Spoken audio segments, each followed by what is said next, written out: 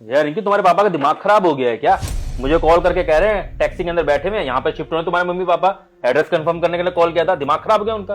अरे यार विनय, वो भाई ने ना मना कर दिया है मम्मी पापा को अपने साथ रखने के लिए, इसलिए मैंने मम्मी पापा को यहाँ बुला लिया। वो भाभी ना बहुत ज़्यादा प्रॉब्लम क्रिएट कर रही थी, बस इसीलिए वो पापा ने तुमको ना एड्रेस कंफर्म करने के लिए फ़ोन किया होगा। उनको पता नहीं है ना, बेचारे बुजुर्ग हैं, तो एड्रेस का कंफर्म बता देना प्लीज़। अरे यार तुम ऐसे कैसे मेरे से बिना पूछे उनको यहाँ पे बुला सकती हो यार?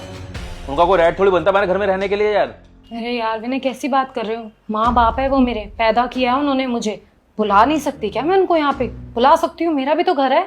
लेकिन रिंकी तुमने तो मना किया था ना कि तुम हमारे इस घर के अंदर किसी भी बूढ़े इंसान को नहीं रखोगी, तो तुम अपने मम्मी पापा को कैसे बुला सकती हो? अगर ऐसी बात थी तो मैं तो अपने पापा को रखने के लिए तैयार था ना यार घर में। देखो, मैंने ये नहीं कहा था कि मैं किसी भी बुजुर्ग के साथ नहीं रह सकती। मैंने ये कहा था कि मैं तुम्हारे पापा के साथ नहीं रह सकती। अपने मम्मी पापा के साथ तो रह ही सकती हूँ ना यार। आफ्टर ऑल बचपन से उन्होंने मुझे पाला पोसा बड़ा किया है, तो उनके साथ तो रह ही सकती हूँ। मैं कंफर्टेबल हूँ उनके साथ। यार ये क्या बात हुई यार? तुम मेरे पापा के साथ नहीं रह सकती हो लेकिन अपने मम्मी पापा दोनों के साथ रह सकती हो। अब देखो ना, मेरे पापा तो एक ही बुजुर्ग हैं, लेकिन तुम्हारे पापा मम्मी तो दो बुजुर्ग हुए हैं ना। अरे अपने मम्मी पापा के साथ तो मैं बचपन से रही हूँ, तो कंफर्टेबल हूँ और कितने क्लोज भी हूँ उनके। और बेबी, तुम कैसी बातें कर रहे हो? तुम बैठो ना, मैं तुमसे बैठ के बात कर रही हूँ। आओ प्लीज बैठो ना बेबी, बैठो, कॉफी पिलाऊंगी, बैठो। अब तुम खुद सोचो, जब भाभी ने साफ साफ मना कर दिया कि मैं नहीं रह सकती मम्मी पापा के साथ, तो मेरे मम्मी पापा कहाँ जाएंगे? मैं भी तो उनकी बेटी हूँ ना। उन्होंने पैदा किया है, मेरे को पाल पोस के इतना बड़ा किया। रिंकी तुम नहीं समझ रही हो। मुझे बहुत अच्छे से याद है जो हमारी बात हुई थी। हमारे बीच में यही बात हुई थी कि हमारे घर के अंदर कोई भी बुजुर्ग नहीं रहेगा। इसीलिए तो तुम्हारे कहने पर मैंने पापा को गांव भेज दिया था कि पापा आप हमारे साथ नहीं रह सकते हैं। और अब तुम अपने पापा मम्मी को यहाँ बुला रही हो, है तो वो भी बुजुर्ग ही ना यार। अरे यार प्लीज विनय, तुम तो समझदार इंसान हो, समझने की कोशिश करो ना। मेरे मम्मी पापा ने मुझे पढ़ाया लिखाया, बड़ा किया, इतनी अच्छी परवरिश दी है। मैं यहाँ पे हूँ आज और इतना अच्छा करियर है मेरा। अब जब उनको मेरे साथ की जरूरत है तो मैं उनको ऐसे छोड़ दूँ? हाँ, अरे इसमें समझने वाली बात ही क्या है रिंकी? तुम मेरे पापा के साथ नहीं रह सकती हो, वैसे ही मैं तुम्हारे पापा मम्मी के साथ नहीं रह सकता हूँ। और वैसे भी रूल तुमने बनाया था तो मैं उसी रूल को तो फॉलो कर रहा हूँ। तो अब तुम रूल तोड़ने की बात ही क्यों कर रहे हो अपने पापा मम्मी के लिए? प्लीज विनय, समझने की कोशिश करो यार। तुम्हें तो पता है ना कि मम्मी पापा ने कितनी मुश्किल से मेरी पढ़ाई कंप्लीट करवाई थी, मेरा करियर सेटल करवाने के लिए लोगों से उधार लेकर के पढ़ाई करवाई है। फिर भी अगर आज मैं उनका साथ नहीं दूंगी तो कितना गलत होगा। अच्छा, तो मैं तो ऐसी ही हवा में घुमा के हाथ निकल के आ गया बाहर? अरे मुझे भी पापा मम्मी ने ही पैदा किया था, पाल पोस के बड़ा किया था, पढ़ाया लिखाया था।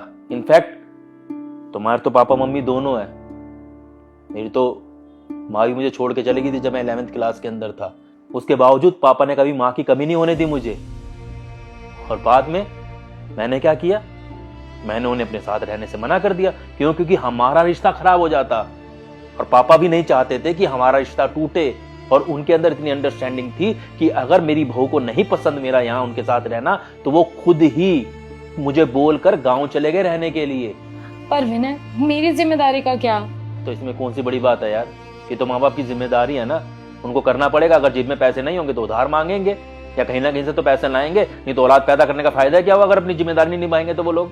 देखो रिंकी, रही बात जिम्मेदारी की, तो मेरी जिम्मेदारी तुम हो शादी के बाद में, तुम्हारे माँ बाप नहीं। तुम्हारे माँ बाप हैं तुम्हारे भाई की जिम्मेदारी। अब तुम्हारे भाई को तुम्हारे माँ बाप को रखना होगा, और अगर वो नहीं रखता तो तुम्हारे माँ बाप जहां मर्जी रहें, वो मेरी जिम्मेदारी नहीं है। अगर तुम्हारे माँ बाप चाहते हैं कि हम दोनों शांति से रहें तो यहाँ आने की जरूरत नहीं है। अभी तो बताया ना तुमको कि भाई नहीं रख पा रहा है मम्मी पापा को साथ में, भाभी नहीं अलाउ कर रही है। कितनी बार बताऊं एक बात तुमको? तो मैं क्या करूं? हैं? जब तुम मेरे पापा को यहाँ नहीं रखने दे रही तो फिर तुम्हारे भाई की जिम्मेदारी है ना। तुम्हारे भाई की प्रॉब्लम है, तुम्हारी प्रॉब्लम है। मैं क्यों रखूं अपने घर के अंदर उनको? मैंने भी तो अपने बाप को अकेले गाँव भेजा है ना रहने के लिए। तुम्हारा भाई भी कहीं और इंतजाम करा है अपने बाप का, यहाँ पे मरने में तुला हुआ है। देखो, मेरे भाई की शादी को 3 साल हो गए और 3 साल से मम्मी पापा उन्हीं के ही साथ रह रहे थे। तो आगे के 3 साल मैं रख लेती हूँ उनको अपने साथ, बाकी उसके बाद फिर देखेंगे क्या करना है। 3 दिन भी नहीं, 3 दिन भी नहीं रहने दूंगा उनको इस घर के अंदर। 3 साल की तो बात ही बहुत दूर की कर रही हो तुम। अरे यार, जब तुमने मेरे पापा को 1 महीना इस घर के अंदर नहीं रहने दिया तो मैं कैसे रहने दूंगा उनको? कोई जरूरत नहीं है। मना कर दो उन्हें। विनय, मुझे अपने मम्मी पापा के साथ रह करके बहुत खुशी मिलती है, इतनी कि जितनी मुझे तुम्हारे साथ भी नहीं मिलती। तो मेरे साथ क्यों रह रही हो फिर? मेरे से शादी करनी नहीं चाहिए थी तुम्हारे को? पता है 4 साल हो गए हमको दोनों को शादी किए हुए। 4 साल में ना 4 महीने नहीं हुए मैं अपने बाप के साथ रहा हूं, और मुश्किल से 1 महीने आए थे वो दिल्ली में इलाज कराने के लिए, रहने के लिए। तो तुमने सर पे पहाड़ खड़ा कर दिया था, मुझे वापस भेजना पड़ा उन्हें। और हाई बड़ी तारीफ करने में अपने पापा मम्मी की। मुझे कोई इमोशनली फर्क नहीं पड़ता है, अंदर से टूट टूट के ना इमोशनली मैं डैमेज हो चुका हूं, खत्म हो चुका हूं इमोशनली मैं।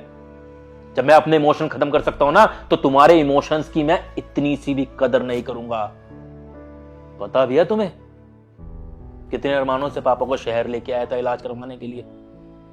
सोचा था सबसे अच्छा ट्रीटमेंट कराऊंगा पापा का, लेकिन तुम्हारी वजह से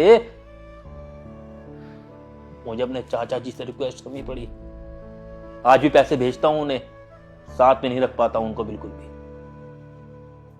अरे तुमने ऐसे वाहियात रूल बनाए कि इस घर के अंदर कोई बुजुर्ग नहीं रहेगा, और जब तुम्हारे माँ बाप की बारी आई तो तुमने रूल ही चेंज कर दिए। ऐसे नहीं होगा, जैसा तुम सोचोगी हर बार वैसा नहीं चलेगा। अगर रूल बना है तो वो रूल अब फॉलो करना पड़ेगा, और करोगी तुम, मैं करवाऊंगा। देखो विनय, तुम मेरी बात को समझो, क्योंकि अगर तुमने मेरे मम्मी पापा को यहाँ नहीं रहने दिया ना, तो मैं तुम्हें डिवोर्स दे दूंगी। क्या डिवोर्स दे दोगी? दे दो, अब नहीं डरूंगा तुम्हारे इस डिवोर्स की धमकी से। जब मेरे पापा यहाँ आए थे ना रहने के लिए, तब भी तुमने यही धमकी दी थी मुझे, और हमारा ये रिश्ता बचाने के लिए मैं डर गया और अपने कदम पीछे खींच लिए। गांव के अंदर थू थू हुई थी मेरे ऊपर कि बिना मां के लड़के को इतने प्यार से पाला, और लड़का इतना कमाता है लेकिन अपने बाप को साथ नहीं रख सकता।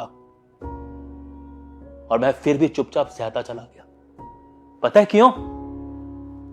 तुमसे प्यार करता था मैं, और तुमने उस कमजोरी का फायदा उठाया। और आज फिर जब तुम्हारे मां बाप को रखने की बारी आए तो तुम फिर डिवोर्स की धमकी दे रही हो। अरे शौक से दो डिवोर्स। तुम्हें डिवोर्स देने के बाद में अपने पापा को यहां रखूंगा अपने साथ में, लेकिन इस बार कमजोर नहीं पड़ूंगा, ना पैर पीछे खींचूंगा। अगर डिवोर्स ही अगर ये लास्ट फैसला है इस रिश्ते का, तो ठीक है, ले लेते हैं डिवोर्स। ठीक है, मैं अभी कोई लॉयर ढूंढ के उससे बात करके डिवोर्स के पेपर बनवा लेती हूँ। मैं तुम्हें छोड़ दूंगी अभी के अभी। वकील से बात कर लो, धमकी मत दो मुझे। नहीं, मैं मजाक नहीं कर रही हूँ, मैं सच में डिवोर्स दे दूंगी। मैं भी कोई मजाक नहीं कर रहा हूँ, बहुत ज्यादा सीरियस हूँ।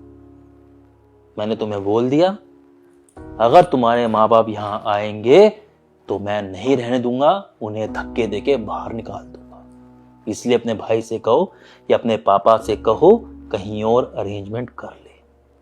और अगर तुम डिवोर्स ही देना चाहते हो तो तुम डिवोर्स भी दे सकती हो, मैं तुम्हें मना नहीं करूंगा।